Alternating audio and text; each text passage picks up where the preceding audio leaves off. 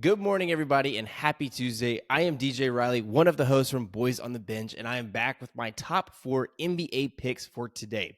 Now, before we jump into those, if you were following along yesterday, you saw that we did end up going 3-3 on our picks yesterday. Dini Avita, I had 4 picks. Dini Avita was the player that did not play, but we still ended up going 3-3. Now, today I'm going to be using very similar processes as I used in yesterday's video. We were looking at positive EV value given to us by that Daily Grind Fantasy website, which is linked in my description below. Now, if you click on that link, you can also use code BENCH for 25% off of your first month.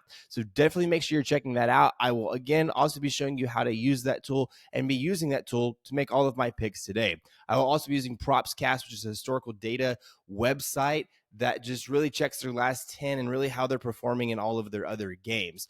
Also, make sure that you are checking our X profile out because all of these picks are posted there 100% free, as well as some additional picks and replacement picks as well. Replacement picks are also posted in the comments below, so make sure you're checking those out as well. Now, let's jump into my top 4 picks for today. And as soon as we hop over here to PrizePicks, we can see that my top 4 picks here are Damian Lillard going over 29.5 points plus assists, CJ McCollum going over 28.5 points plus rebounds plus assists, Anthony Davis going under 17.5 rebounds plus assists, and then Jimmy Butler going over 32.5 points plus rebounds plus assists. Now, let's start with that Damian Lillard pick that I have for you here, and we hop back over to Daily Grind Fantasy. We can see that down here, as Damian Lillard play has kind of dropped as this video is gone. The value is changing on some of these, but we are still getting crazy good value. It's not changed too much. It's just the books are kind of adjusting these lines as is, but we are still getting really good value here. So going over 29.5 at 53.5% with an average juice of minus 134. But where I really like this is every single other book is offering this at 30.5. While PrizePicks is kind of slow to act, meaning that they are likely off on their pick at 29.5.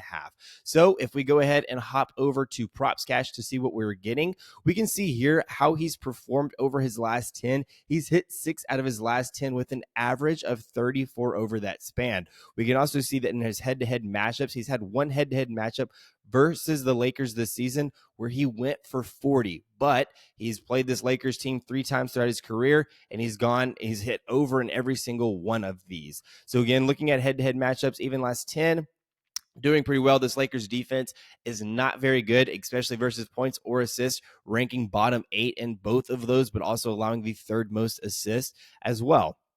So again, if we look at the point guard position, they aren't performing too well versus the point guard position. Over their last 8, only 2 have hit the under. So meaning 6 over their last 8 point guards have all hit the over. And we, again, know that Damian Lillard has done very well versus this Lakers team this year. Field goal percentage, he didn't shoot a lot his last game versus this Oklahoma City team yesterday or the other day, and he really, again, didn't perform well. We usually see him shooting around that 19 to 20 with that field goal attempt average sitting around that 18.2. So in games where he's really not shooting a lot or shooting well, he's not shooting a lot. And I really don't see that being the case today, especially with that head-to-head matchup if we look at how he did.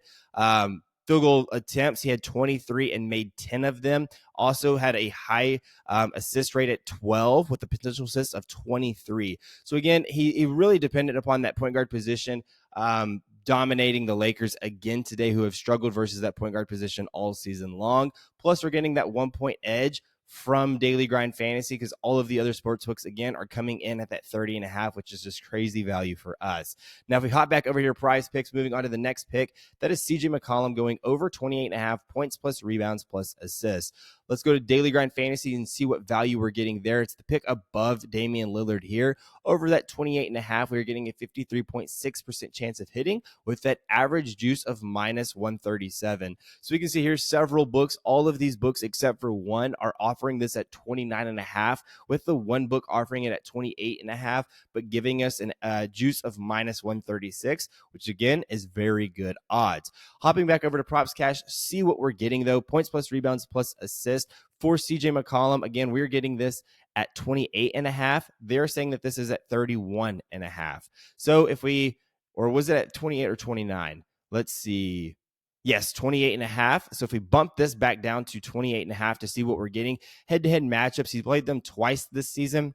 Really blew up, went for 45 in their first matchup, but then only had 21 in their previous matchup. But in that matchup, we can see if we scroll all the way down to the bottom that he got himself into foul trouble, had 4 fouls in that game, which limited his playing time. We can see that his minutes here took a little bit of a hit. Typically, his average is sitting around that 37 there for him. So didn't play a ton, wasn't as aggressive as he typically is. But we can also see he's been performing too well over his last 10. He's hit 2 straight, but he's also hit 3 out of his last 5 as well.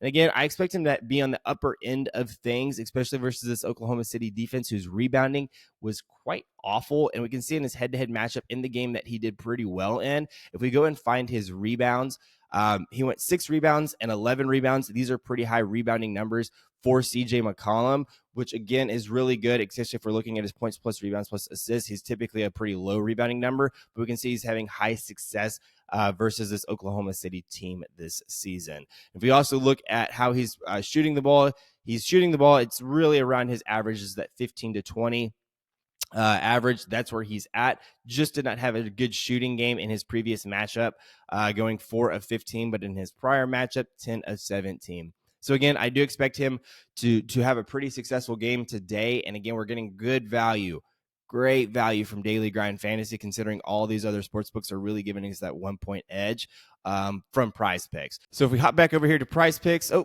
okay, so you had our Jimmy Butler bet change, but that's okay. I'll go over a replacement bet there for you. That's really not too bad for us, but that's, again, why it's important. Usually I can just get on here and make these bets, but I kind of wanted to give you a little bit more reasoning, but that's all right. So let's go ahead and go over our Anthony Davis pick here, which is that under 17.5 rebounds plus assists. Looking at Daily Grind Fantasy, we're getting really good odds. This is our best play currently from Daily Grind Fantasy at that 54%. And you can see here that we're getting all of these picks coming in at 16.5, except for the one coming in at 17.5, which is PrizePicks currently at.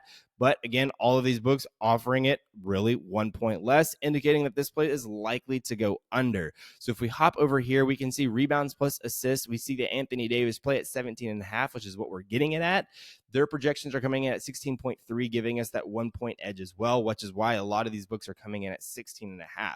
Right. So if we click into this head-to-head matchup, he's only had the one head-to-head matchup versus them this season, but only hooked it. Right. He had 18 out of the 17.5, but now he's playing this Milwaukee Bucks team who is very good against rebounding. So if we look at how rebounding, he's had 13, so he just missed his line. But if we also look right at the center position, we can tell that over their last 8, right? Over their last 8 centers, none of them have touched double-digit rebounds versus them. And they've had people who with lines, Nicholas Claxton coming in at 10.5, only had 9. Yusuf Nurkic had 12.5, only got 6 in that game, right? So they've been very dominant versus the center position in allowing rebounds, which we know that that's kind of the case and how it's been for Anthony Davis here recently, right? Because his potential assists, they get as high as really 7 and 8, but really his potential assist average is that 5.5. So he's not a big assist guy. He's really dependent upon those rebounds. But again, Milwaukee has been very dominant versus those rebounds, right?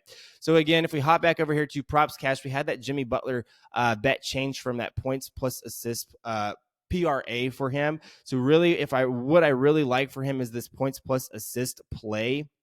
So if we hop over here to PrizePicks and we just go to Jimmy Butler and we look at his points plus assists and see what value we're getting it at, it's at 27.5. Let's delete this one. So if I look over here at that 27.5 points plus assists that we are getting from him, head-to-head matchup, hasn't had a head-to-head matchup versus this Golden State Warriors team this season. He hasn't been hitting this line too well here recently, only hitting 4 out of his last 10 and really 1 out of his last 6 games.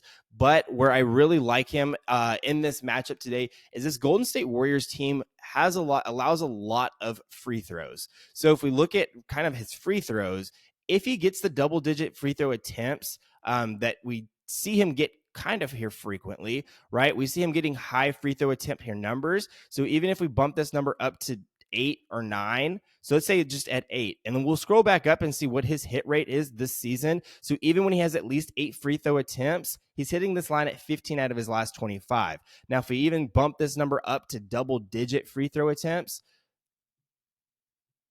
We can see that he's now hitting this obvious line at a much higher rate. He's only had 14 opportunities this season, and he's hitting 12 out of 14 games this season. So again, they allow a ton of free throw attempts. Jimmy Butler has been very efficient at getting to the free throw line. And we're just looking at free throw attempts, not necessarily free throws made. So if he gets at least double-digit free throw attempts, which I really like in today's matchup, then I really expect that to be happening today. Now, the assist number wise, because we're looking at points plus assists, they're about middle of the pack in terms of assists. And if we look at his potential assists, I need to go change this number back on his free throw line and see what we're getting. So that way we are back to normal. Potential assists, he's averages 10.5. He's been struggling here recently, playing a lot of solid teams defensively with Cleveland, New Orleans, Cleveland, right? So his numbers have been a little bit lower, but his average is around that 10.5, which is very good. So again, if he can get even half of those, that's 5. So I really like this play for Jimmy Butler. We had to make a little bit of adjustment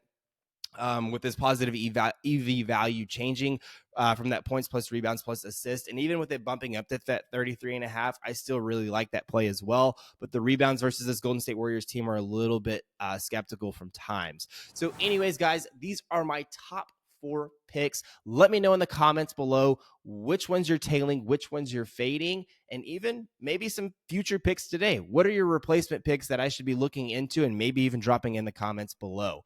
Anyways, though, let's have a great day today, and I will see y'all tomorrow.